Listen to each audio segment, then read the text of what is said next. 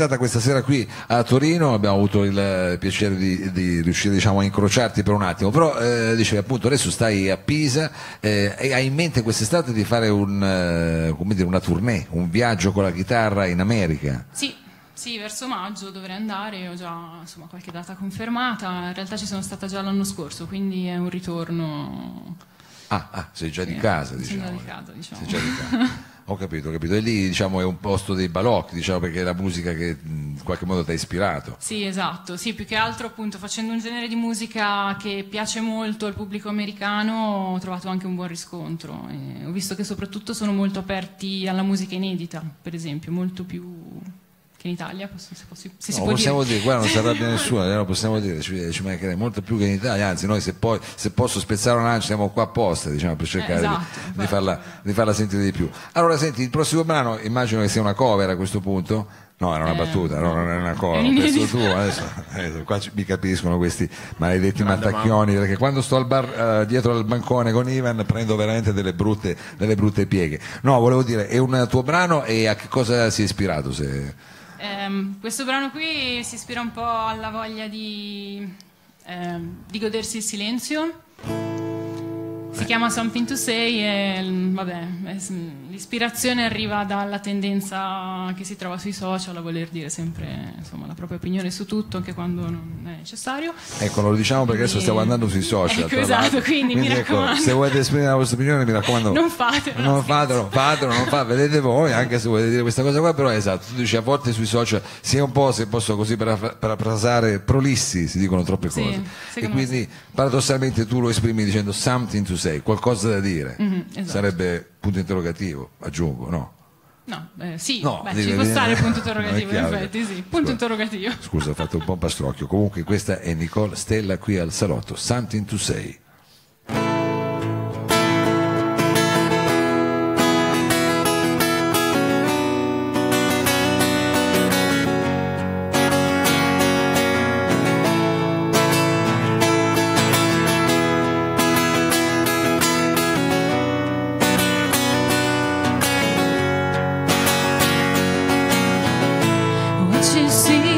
What you are, what you dream is what you'll be, or so you hope, so you think.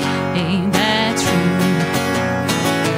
All the time you've been around and you had to look right through this glass. Have you ever wondered, is this real?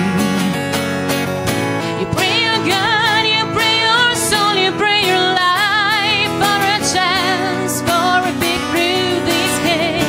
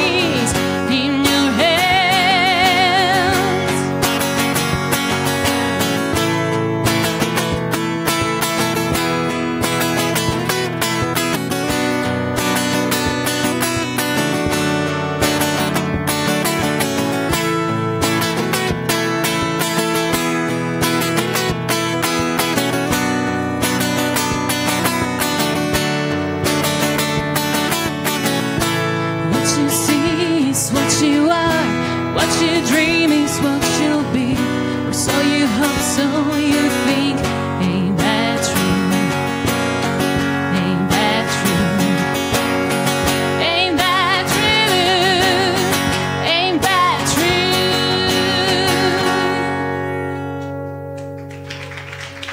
Grazie. Questo era Something to Say e così per dare anche un contributo tecnico, questo è un brano che ho eseguito, diciamo, oltre che con la chitarra anche con la Stomp Box. Esatto. Vogliamo presentare la Stomp Box ai Sì. profani? Che cos'è? Una tavoletta di cioccolato? È praticamente una scatola di legno, un'invenzione bellissima che consente praticamente di fare una specie di percussione col piede. Tenere il tempo, diciamo, Tenere il battere- tempo, esatto. e farlo sentire, diciamo. Esatto. Ecco, però avvertiamo che bisogna esercitarsi un minimo, perché Sì. non è che bambini che va da soli, bisogna farlo col piede proprio. E poi c'è anche molto spesso l'inconveniente, insomma, è un po' scivolosa questa box. Dopo un po' va via, certo. Esatto, quindi rischi di bisogna suonare un po' poi. corrergli dietro. Ci sono, diciamo, delle cose da tenere presente, però è utile anche perché, diciamo, questo è il tuo set quando vai in giro da sola, chitarra, voce e stomp box, oppure se capita batti, diciamo, direttamente il piede per terra sul palco. Sì. Dovrebbe proprio essere questa qua la cosa. Allora abbiamo detto che andrai in tournée in America, però adesso stai a Pisa. Volevamo chiederti, a Pisa locali dove suonare, situazioni, c'è qualcosa, ci puoi consigliare? Beh, Pisa è molto piccola come città, soprattutto, insomma, rispetto a Torino. La scena musicale è molto più piccola, quindi sì, c'è qualche locale, però non tantissimi, ecco. Non ce n'è uno che ci vuoi dire così in particolare, no, perché noi una volta che volevamo fare pubblicità non ci riusciamo. Vabbè, Ce ne sono pochi, molto pochi. Ce ne sono pochi, magari tu dici potrei dirti la casa del tipo, però effettivamente diventa troppo Diventa invasiva un po'. come cosa. Quindi è una cosa più privata, diciamo, il Giro di Pisa. Vabbè. Senti, allora invece il prossimo brano è un brano in italiano, no? Sì, dai, vi faccio quello in italiano. Sì. È un brano in italiano, abbiamo detto dedicato a a sua volta anche artista. Sì, lei era una scrittrice a sua volta, però non è mai riuscita, diciamo, ad emergere come scrittrice, anche perché giustamente, insomma, la grandezza intellettuale di suo marito, insomma, avrebbe messo in ombra un po' chiunque. Però sì, lei Stiamo era, parlando di Vivienne Vivienne Highwood. che era la moglie, che poi si sono separati, però, Sì. di T.S. Eliot. Esatto. Eliot. Adesso tu come ti sei appassionata a questa storia? Diciamo, In c'è realtà Galeotto. grazie ad un'altra persona, grazie a Massimo Ceravolo, che è un chitarrista e traduttore di Genova, che è un mio amico, e mi ha raccontato questa storia, quindi abbiamo deciso un po' insieme di lavorare ad un progetto un po' multidisciplinare, quindi oltre alle canzoni ci dovrebbe essere anche un reading in cui ci alterniamo, insomma, leggiamo delle letture e si fanno un po' le canzoni dell'album. Ecco, tu diciamo che brano ci fai ascoltare adesso? L'ultimo, che si intitola La bugia, ed è un po' appunto il brano di chiusura, quindi un po' un riassunto delle puntate precedenti. Benissimo, benissimo.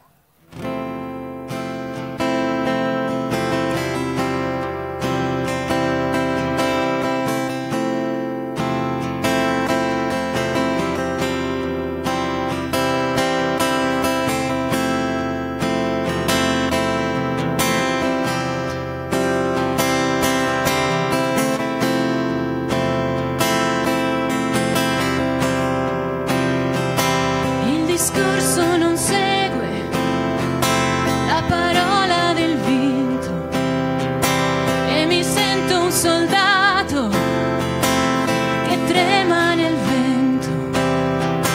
Se non è stato facile smettere di credere, non sarà difficile cominciare a dissolvere.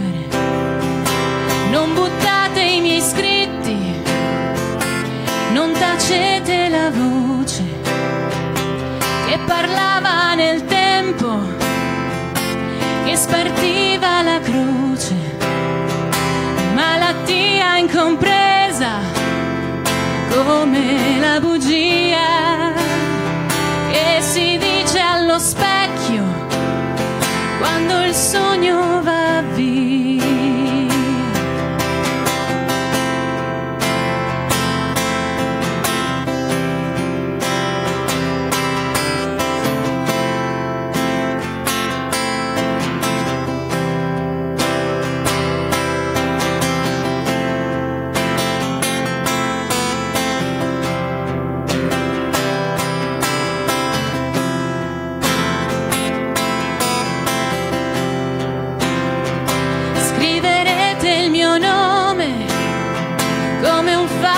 appetito, perché forse il mio nome non è mai esistito.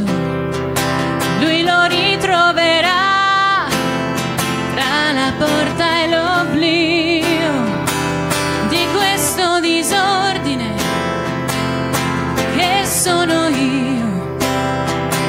Anche ora che manca dolce libertà, io riesco a sentire la mia complessità, che chiamate stranezza, che chiamate pazzia. La mia mano si muove tra catene e poesia.